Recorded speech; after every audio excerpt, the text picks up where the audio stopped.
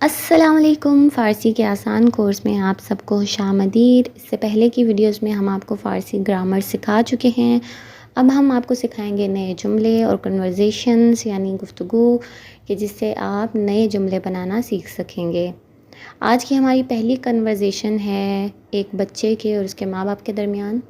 سلام مامان، صبح بخیر۔ سلام پسرم، صبح بخیر۔ سلام بابا جان، سلام احمد جان، چطوری؟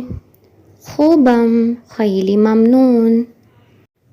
سب سے پہلے اوپر دیکھیں گفتگو لکھا ہوا ہے۔ گفتگو یعنی بات چیت، مکالمہ۔ اور سلام مامان، یہ وہ بچہ اپنی ماں کو کہہ رہا ہے۔ مادر یوز کرتے ہیں ویسے فارسی میں ورڈ مادر یعنی ماں، مگر اکثر لوگ مامان بھی بولتے ہیں۔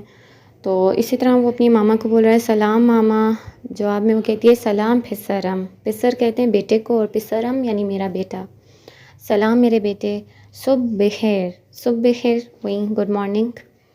اور پھر وہ اپنے بابا کو بولتا ہے سلام بابا، اور جواب میں اس کا باپ کہتا ہے کہ چطوری یعنی تم کیسے ہو۔ چطور کے آخر میں جو یہ لگا ہوا ہے یہ ظاہر کر رہا ہے تم کو، ٹھیک ہے۔